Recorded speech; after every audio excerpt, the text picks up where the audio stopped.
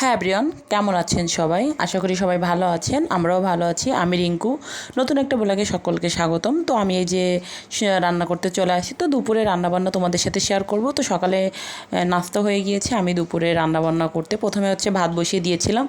যেহেতু গ্যাস নেই, গ্যাস একদম কমে গেছে, তো কারেন্টে রান্নাটা করতে হবে। তো ভাবলাম যে আগে ভাতটাই তাহলে করে নিই, যেহেতু এক একটা করে করতে হবে। ভাতটা বসিয়ে দিয়ে আমি বাদবাকি কাজ রান্নার জন্য সব কিছু গুছিয়ে নিয়েছিলাম। তো এখন এই যে রান্না করে নিচ্ছিলাম। তো আমি ডিম রান্না করব, তো একটু লবণ দিয়ে ডিমগুলো ভালো করে লাল লাল করে ভেজে নিয়েছি। তারপরে একটু জিরে ফোড়ন দিয়ে দিয়েছিলাম অনেকগুলো রসুনের কোয়া, গোটা রসুন আর কি, আর দিয়ে দিলাম পেঁয়াজ কুচি। এটা ভেজে নেব। তো আজকে ডিম আলু দিয়ে একটা তরকারি রান্না করব, আর রান্না করব ছোটো টাকি মাছ আছে, ওইগুলো একটু ভুনা করব মাখা মাখা করে।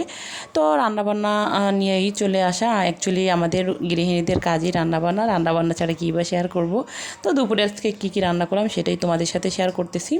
তো ডিমটা রান্না করার জন্য আমি যে ভেজে নিচ্ছিলাম। আর গ্যাসে অ্যাকচুয়ালি খুব সমস্যা করতেছে, যার কারণে কারেন্টের চুলায় রান্না করা হয় বেশি। আর এমনিতেই কারেন্ট বিল অনেক বেশি যায়, আর কারেন্টের চুলায় রান্না করলে আরও বেশি যাচ্ছে। তারপরেও কিছু করার নেই, চলতে তো হবেই। সবসময় আসলে সিস্টেম মতো রান্না করা সম্ভব হয় না। আর অনেক সময় সকালেও গ্যাস একদম কমে যায়, কোনো দিন থাকে, এই আর কি। তো যাই হোক, এইভাবে চলছে। তো পেঁয়াজ রসুন তো একটু ভেজে আমি একটু লবণ আর হলুদ দিয়ে দিলাম, দিয়ে ভালো করে ভেজে নিলাম।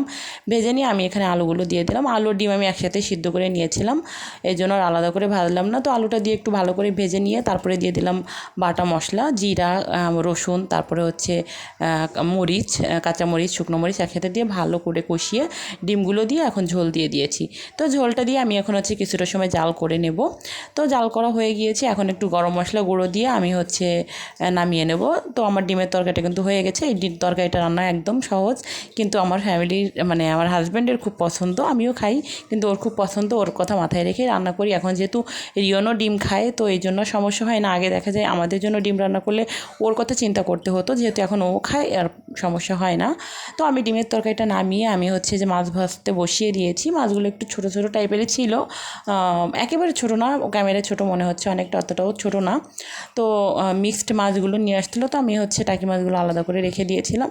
তো এটা আমি একদম মশমশা করে ভেজে নিয়েছি। মাছটা একটু মাখা মাখা করে রান্না করব, ঝাল ঝাল করে। তো ওইভাবে খেতে ভালোই লাগে, আর ছোটো মাছটা ওইভাবেই মজা লাগে।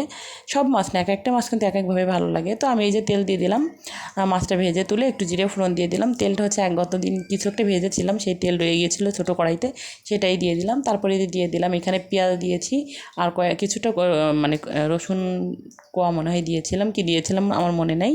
তো দিয়ে পেঁয়াজগুলো দিয়ে ভালো করে ভেজে নিয়েছিলাম একটু লবণ হলুদ দিয়ে। তারপরে বাটা মশলাটা দিয়ে দিলাম। এখানে জিরা বাটা, কাঁচামরিচ বাটা আর রসুন বাটা একসাথে আমি বেটে রেখেছিলাম ডিমে দেওয়ার জন্য। তো আমি পাটাই বেটে নিয়েছি। আমি যখন সময় পাই আমি কিন্তু পাটাই বেটে রান্না করি, যখন সময় থাকে না তখন এর ব্যাপার আলাদা। তো বেশিরভাগ পাটাই বেটে রান্না করার চেষ্টা করি, কারণ প্রতিদিনের মশলাটা প্রতিদিন যদি পাটাই বেটে রান্না করা হয়, তরকারির স্বাদটা কিন্তু অনেক অন্যরকম হয়। তো আমি কিন্তু মশলা ফ্রিজে রেখেও দেখেছি, আর রেগুলার বেটে রান্না করেও দেখেছি। তো আমার কাছে বেস্ট মনে হয়। কষ্ট হলে চেষ্টা করি প্রতিদিন বেটে রান্না করা। তো এই যে মাছটা ভালো করে কষিয়ে ঝোল দিয়ে দিয়েছি, একদম জাল করে তেল ওঠা পর্যন্ত অপেক্ষা করে এই যে নামিয়ে নিলাম। তো আজকে আমার দুপুরে রান্নাবান্না শেষ। তো আজকে ভিডিওটা এই পর্যন্ত। যদি কিছু ভালো লাগে লাইক করবেন, কমেন্ট করবেন, আর প্লিজ ভিডিওটা শেয়ার করে পাশে থাকবেন। ফেসবুক থেকে দেখলে ফলো দেবেন, ইউটিউব থেকে দেখলে সাবস্ক্রাইব করে দেবেন।